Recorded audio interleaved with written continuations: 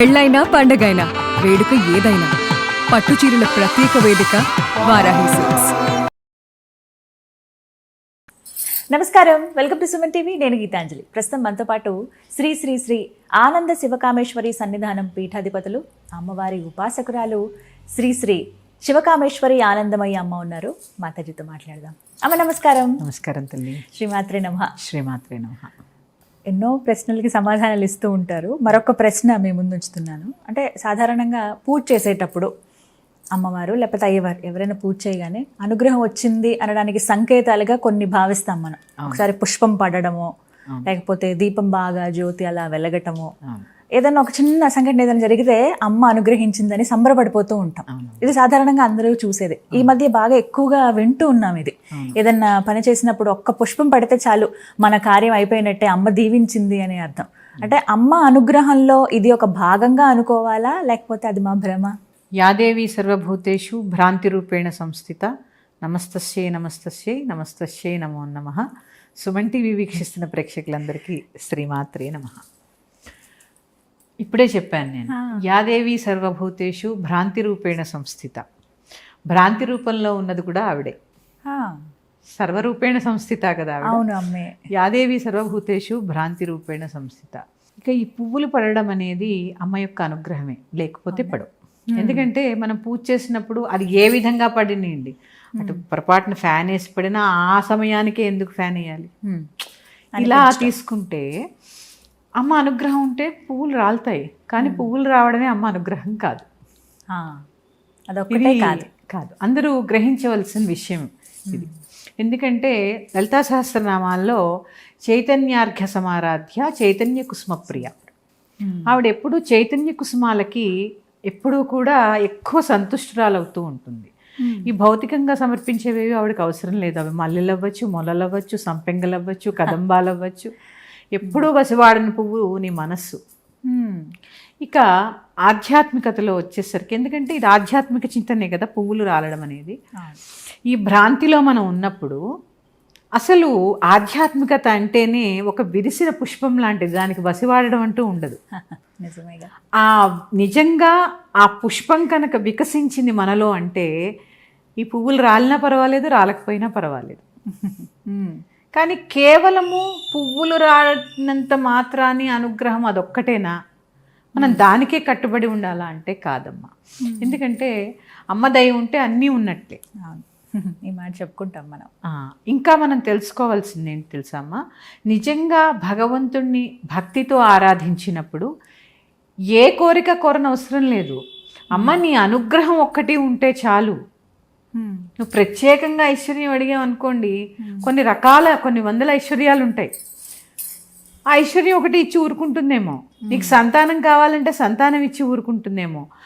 ఎప్పుడైతే ఆవిడ అనుగ్రహం కావాలని మనం అర్థిస్తామో ఆవిడ ఏం చేస్తుంది, ఎల్లవేళలా మనకి రక్ష అయి కాపాడుతూ ఉంటుంది. అంతకన్నా ఏం కావాలి? ఆవిడ దగ్గర ఉంటే మనకి లేనిది ఏదో ఉంటుంది. నిజంగా అమ్మ ప్రత్యక్షమై మీకేం కావాలంటే నువ్వే కావాలి, అప్పుడు లేనిది ఏముంటాయి? ఎందుకంటే సమస్త ఆర్యావర్తము, సమస్త భూమి, ప్రపంచమంతా ఆవిడే కదమ్మా. పంచభూతాత్మకంగా నిండి ఉంది ప్రతి చోట. ఇలాంటి అమ్మని కేవలము పుష్పాలలోనే చూడడం అనేది భ్రాంతే కదా మరి. అది కూడా కానీ అనుగ్రహం ఉంటే ఒక పువ్వు రాలచ్చు, దాంట్లో ఏముంది. ఇప్పుడు నేను పూజ చేస్తూ ఉంటాను, ప్రతిరోజు రాలుతూ ఉంటాయి. మనం ప్రతిరోజు పువ్వు కింద పడుతూ ఉంటుంది, కళ్ళకు అద్దుకుని తల్లో పెట్టుకుంటాం, అంతవరకే. కానీ అదే ఆధ్యాత్మికత కేవలము అమ్మ ఉంది అని చెప్పడానికి అది ఒక్కటే నిదర్శనం మాత్రం కాదు. ఎందుకంటే అమ్మా మన శాస్త్ర విశ్లేషణ ఏం చెప్తూ ఉంటుంది, ఇది లలితా సహస్రనామే పెద్ద పెద్ద అసలు ఒక దాన్ని ఏమంటారు, ఒక ఉపనిషత్తు అనుకోండి. అంతర్ముఖ సమారాధ్య బహిర్ముఖ సుదుర్లభ. నేను బయట ఎక్కడా దొరకను మర్రో, నీలో నువ్వు చూసుకో అంటే నేను పువ్వులు పట్టుకుంటాను, లేకపోతే ఇంకోటేదో చేస్తాను, ఇంకోటేదో. అవి చేస్తూనే నీలో నువ్వు చూడడం నేర్చుకోవాలి. అప్పుడు కదా అసలైన అమ్మ దొరికేది. ఈ పువ్వుల్లో దొరకదమ్మా. ఎందుకంటే ప్రకృతి అంతా తానే. అందుకే లలితా సహస్రనామంలో ధ్యాన శ్లోకంలో ఏం చెప్పుకుంటాను తెలుసా, సింధూరారణ విగ్రహాంతరేణ మాణిక్యమౌళిస్ఫురత్తారానాయక శేఖరాం స్మితముఖీం ఆపీన వక్షోరుహాం పాణిభ్యాం అళిపూర్ణరత్న చషకం రక్తోత్పలం బిభ్రతీం ఆవిడ కాళ్ళ కింద ఏముంది తెలుసా? సౌమ్యాం రత్న ఘటస్థ రక్త చరణం. ఒక కుండ పెట్టింది. ఆ కుండకి ఏం చేసింది? అన్ని అందాలు అద్దింది. ఆవిడ కాలి కింద ఉన్న గోళమే ఈ భూమి. దానికి ఎన్నో అందాలు పెట్టింది, ఎన్నో మాయలు పెట్టింది. అప్పుడు ఏం చేస్తాము? ఈ మాయలన్నీ చూసి ఆ భూగోళం మీద ఆవిడ పాదం ఉందని మర్చిపోతూ ఉంటాం. మనం చేరవలసింది, చూడవలసింది ఆ పాదాలు. కానీ చూసే స్థితి కలగదు. ఎందుకంటే ప్రకృతిలో చూడండి ఎన్ని అందాలు పెట్టిందో. వర్షము, గాలి, నెమళ్ళు, గోవులు ఎన్ని ఉన్నాయి. ఇవన్నీ చూస్తూ, ఇవన్నీ వీక్షిస్తూ నీలో ఉన్నటువంటి ఆవిడ పాదాలని చూసేటటువంటి విచక్షణని కోల్పోతాం. అంటే మనల్ని ఏం చేస్తుంది? మినిమైజ్ చేసేస్తుంది అక్కడ. ఈ మినిమైజ్ చేయడం వల్ల ఏమవుతుంది అంటే ఇలాంటి వాటికి ఎక్కువ భ్రాంతికి లోనవుతూ ఉంటాం. కేవలము పుష్పాలు రాలడమే ఆధ్యాత్మికత అంటే మాత్రం ఖచ్చితంగా కాదు అనే చెప్పాలి. ఆధ్యాత్మికతలో ఎంత నేర్చుకున్నా కానీ ఆవగింజంతే ఉంటుందమ్మా. అదొక బ్రహ్మాండం కదమ్మా. అసలు సముద్రంలో ఈత లాంటిది ఎంత కొట్టినా కానీ అంతే, ఇంకా తెలియదు. అందుకని అమ్మ అనుగ్రహం కేవలం పుష్పాలు రాలినంత మాత్రాన అదొక్కటే సరిపోదు కదా. అమ్మే కావాలి పూర్తిగా అన్నప్పుడు ఎంతో కష్టపడాలి, ఎంతో తపస్సు చేయాలి, ఎంతో ధ్యానం చేసినప్పుడే ఆవిడ దొరుకుతుంది. మళ్ళీ ఒకసారి చెప్తున్నాను, చైతన్యార్ఘ్య సమారాధ్య చైతన్య కుసుమ ప్రియ. ఆవిడ చైతన్య కుసుమం అంటే ఎప్పుడూ వసివాడటువంటి మన మనస్సుని ఆవిడ పాదాల దగ్గర పెడితేనే అది అసలైన పుష్పము. ఆవిడ స్వీకరిస్తుంది. అంత స్వచ్ఛమైన మనసుని మనకి కనపడక్కర్లే. ఎందుకంటే ఈ కనపడక్కర్లేదని దానికి ఉదాహరణ ఏంటి తెలుసా? నివేదన. నివేదన నివేదన నివేదన పెట్టినప్పుడు భగవంతుడు తిన్నాడో లేదో మనం చూస్తామా? చూడం. కానీ ఎంతో కొంత గ్రాముల్లో తగ్గుతుందని సైంటిఫికల్గా ప్రూవ్ అయిందా లేదా? మీరు విన్నారా ఇది?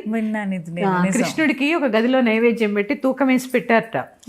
తలుపులేసి వచ్చేసి కొంత సమయం తర్వాత బయటికి తీస్తే అందులో 200 మిల్లీగ్రాముల బరువు తగ్గిందంట. అది అందుకని కొన్ని కంటికి కనిపించవమ్మా, అన్నీ కనిపించవు. కనిపించకుండా చేసేవాడినే భగవంతుడు అంటాడు. నేను అన్నీ కనిపించవు. మనకి ఇచ్చేటటువంటి ప్రసాదాన్ని ఏ విధంగా అమ్మ అందిస్తుంది అనేది మనకి తెలియదు. అందుకని మంచి మనస్సుని ఆవిడ పాదాల దగ్గర పెట్టేస్తే మనకి కల్మషం లేనటువంటి పుష్పమైన మనస్సుని, స్వచ్ఛతని ఆవిడ ప్రసాదిస్తూ ఉంటుంది. అందుకని అంటే అలవాటు అయిపోయింది. అంటే ఇప్పుడు మామూలుగా సినిమాల్లో కానీ సీరియల్లో కానీ ఏదన్నా ఒక విషయం చెప్తుంటే ఈ విషయం జరుగుతుందా లేదా ఈ పని అని మొక్కినప్పుడు వెంటనే దైవం దగ్గర పుష్పం అలవడగానే ఇది జరుగుతుంది శుభం లాగా చూడటం అనేది అలవాటు అయిపోయింది అందరికి. అదే అమ్మా, ఇప్పుడు కొన్ని సినిమాల్లో చూస్తూ ఉంటాం కదా, నువ్వు ఏదన్నా ఉంటే రా రా అంటూ ఉంటే నిజంగా అనుగ్రహం ఉందమ్మా, నేను లేదనట్లే, పడతాయి. కానీ ఎప్పుడూ ఎల్లప్పుడూ అదే కాదు. ఎల్లప్పుడూ దాన్నే ప్రామాణికంగా ఎలా తీసుకుంటాం? దానికి మించిన ఉన్నాయి కదా అమ్మని చేరుకోవడానికి. అందుకే అంతర్ముఖ సమారాధ్య బహిర్ముఖ సుదుర్లభ అనేది ఎప్పుడు గుర్తుపెట్టుకున్నా మనం చేయవలసిన కర్తవ్యం అమ్మకి చాలా ఉందని చెప్పి తెలుస్తూ ఉంటుంది. మరి యొక్క అంశంతో మేము ముందుకు వస్తాను. శ్రీమాత్రే నమః. స్వస్తి.